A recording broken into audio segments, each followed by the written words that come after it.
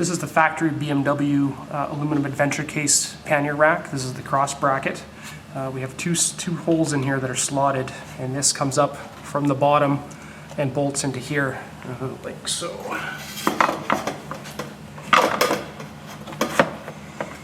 And then it gets screwed in with the Camel Tank. This is the locating bracket that we're going to use, and it's going to piggyback on top of the factory BMW piece. So the holes that are in the plastic on the back here need to be opened up, so we have enough room to get this bracket on top of here. If you're not using the factory BMW system, you're going to have to cut those holes out. They are perforated, they are marked from the factory, so it's easy to cut, it's easy to know where they go. But sometimes you will need to open them up, even if they have already been cut. So we'll do that now, and then we'll install this bracket on top of the factory BMW piece.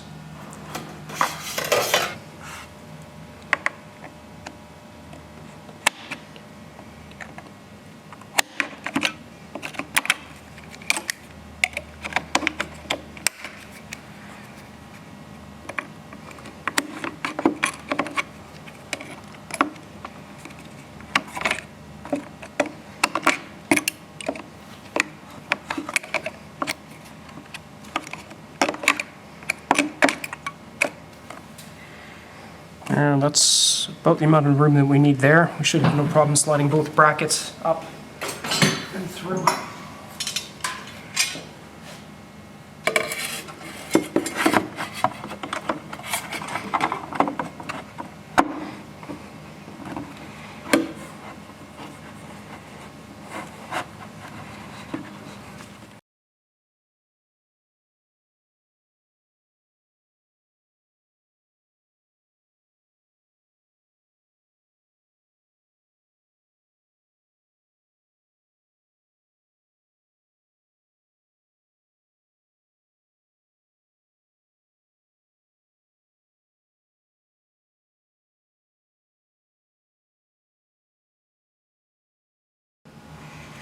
If you're running a pannier system other than the factory BMW setup, this is the bracket that you're going to need, and this is part of our CTA system. So this is the hanger bracket that replaces that, and it mounts the same as the stainless steel factory version up through the slotted holes into the cross member.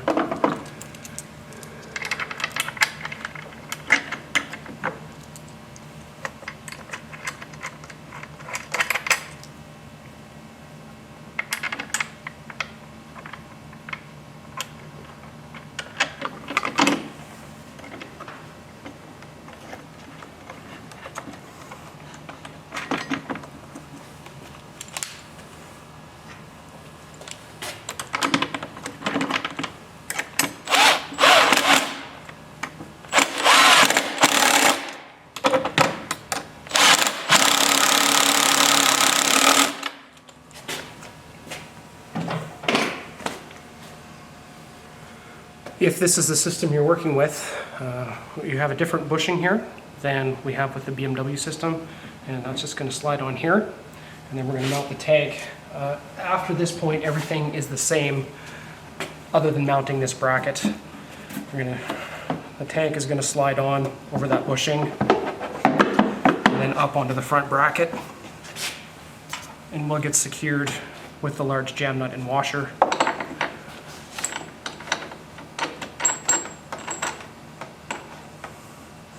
And once that washer contacts the rubber bushing, we're just going to go in a turn and a half to secure it. There's no need for Loctite. The poly bushing keeps that from spinning off.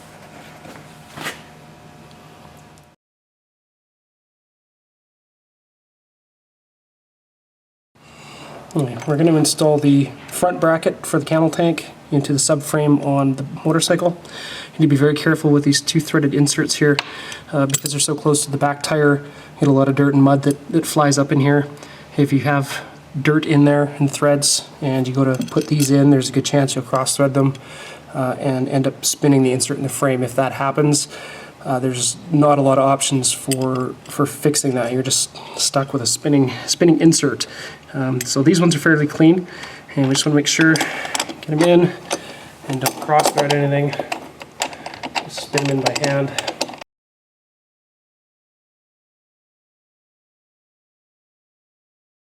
You never want to use Loctite on any of these inserts for the same reason as the dirty inserts will spin. There's not a lot of torque holding those into the factory frame. I'm just going to snug these up.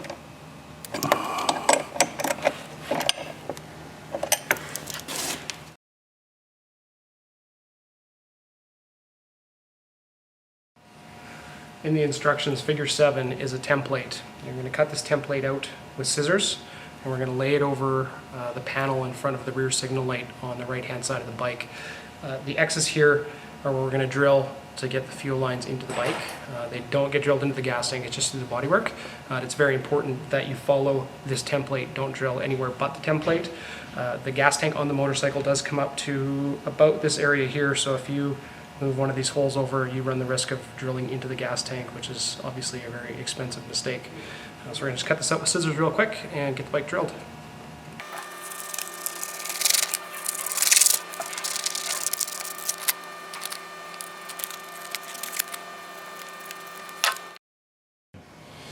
So we're going to take the template here, line it up with the bottom edge on the upper section here, and the front edge on that same section.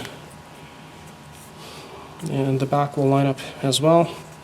Just want to take a punch or an awl. You can use a nail, a wood screw, and we're just going to mark the center of those holes. And they're probably faint to see on the video, but they're here. And we're going to take a unibit or a step bit to drill these out, and we're going to go to 9/16, which is right there. And like I said, be careful that you don't drill down in here. The tank does come up to approximately here. And make sure that you don't drill into the tank.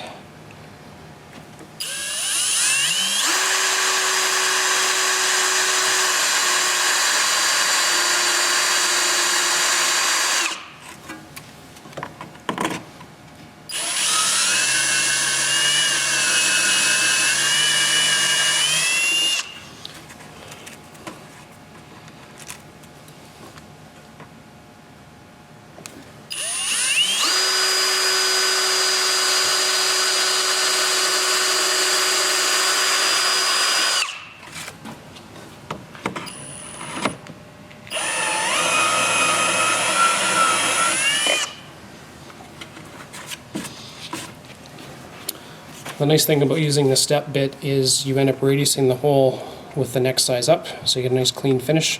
You can do it with a normal twist bit. This is definitely the cleanest and best way to do it with the stepper.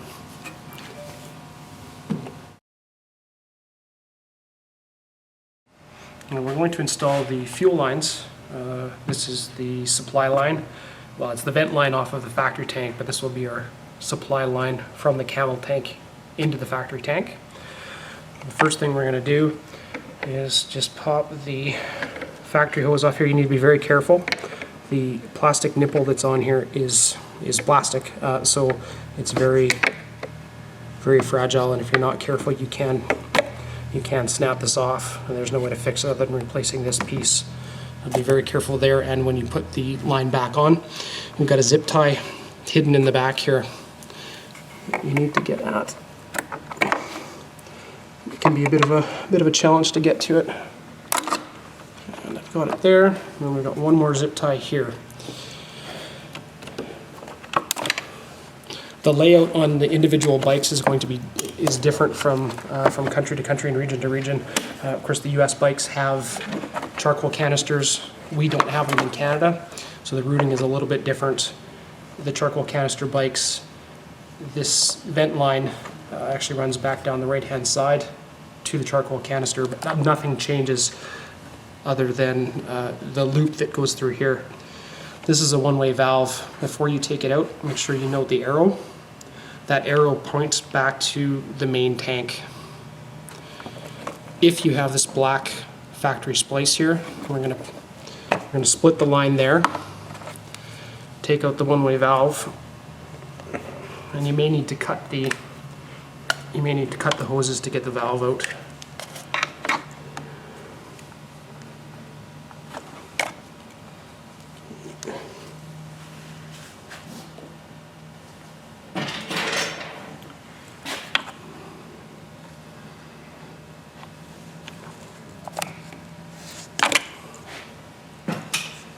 And again, make sure the arrow is pointed back this direction. And we're going to slide that on there. The longer of the two hoses is going to go through the back hole that we've drilled in the bodywork. And just wiggle it through. Grab one of the hose clamps here. Slide that over. Slide the one-way valve into it.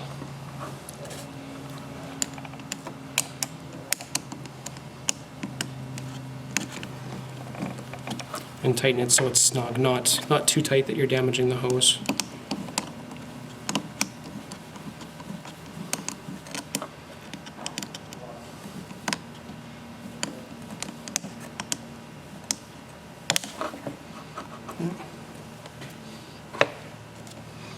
The second line we're going to put onto the plastic nipple here and through the hole in the bodywork. So it's easiest to get the hose through the bodywork first. Grab another clamp and then wiggle the hose on. Like I said, be very careful with that plastic nipple as they can break if you put too much pressure on them.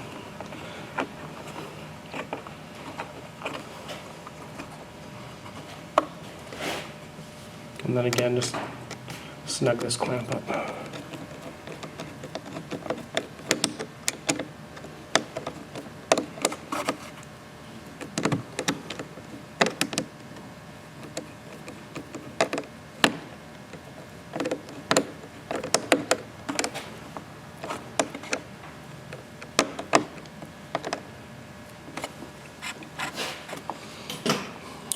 And just have a look to make sure that you don't have any kinks around the corner. It is a fairly tight corner. You want to make sure that it's nice and clean and not collapsed anywhere. If it does collapse, the vacuum that's created in the main tank that we're using to draw fuel out of the Camel tank, it won't draw fuel out if that vacuum can't travel through this hose. So we're going to slide the tank on, attach these two hoses to the tank, and then we're almost done.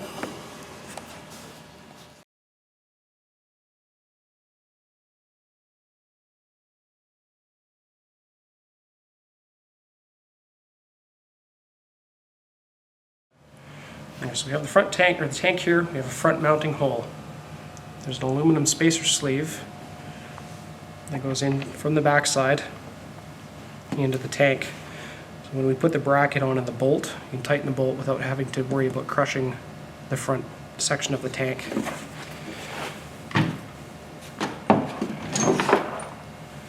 The rear mount for the tank, this is polyurethane bushing, and we're going to slide it onto the BMW bracket. This is the reason that we ground the corners down so they don't dig into this. It's a very soft material. The easiest way to do it, if you take soapy water, just give it a little squirt. You can use WD-40 or basically any lubricant. The wide section is going to go in. And you're just going to slide it on until it just passes the flattened section on that bracket. I'm going to take the tank itself. It has a tapered hole that matches this bushing.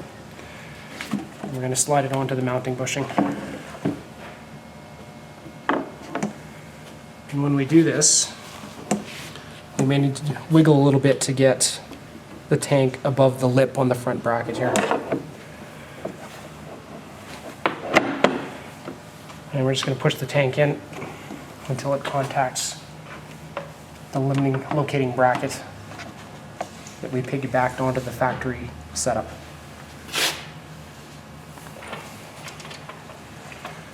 We've got an M8 Allen head bolt, 45 mil long, with a washer that's going to go through the front mounting sleeve.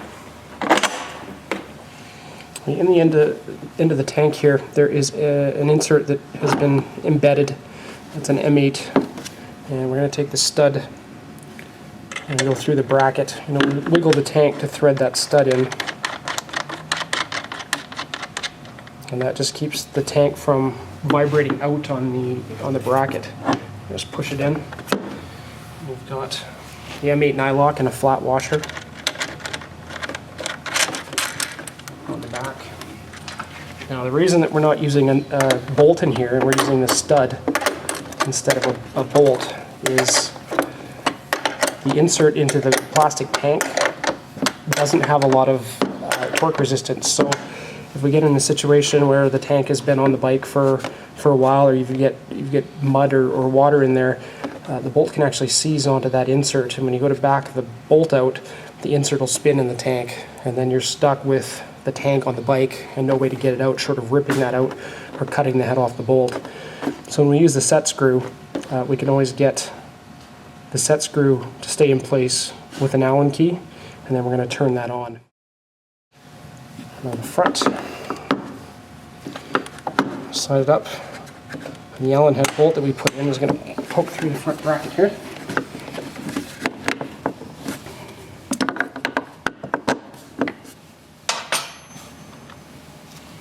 And again, we're going to secure with a nylock and a flat washer.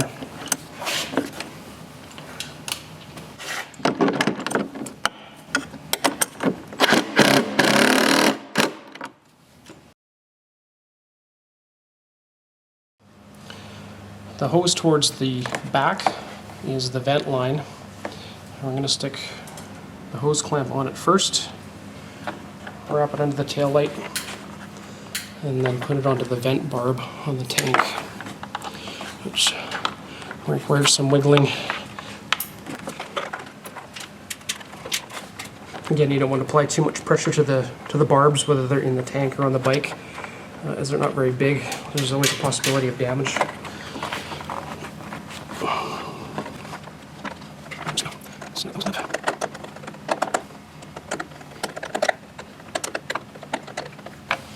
That's good. Again, make sure we don't have any kinks. I'm routing the lines with big loops.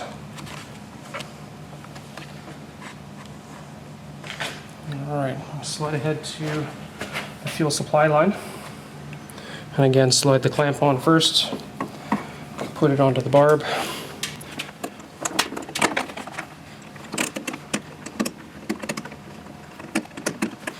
Just a note here about this barb. It is an ORB barb, but it is sealed from the factory into the insert that's been embedded in the tank. If you try and back this out, there's a very good chance you'll damage that insert. So do not try and remove that insert, or the ORB fitting.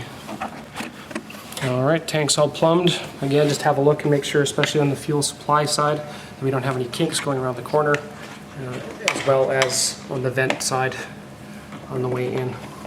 And everything looks good.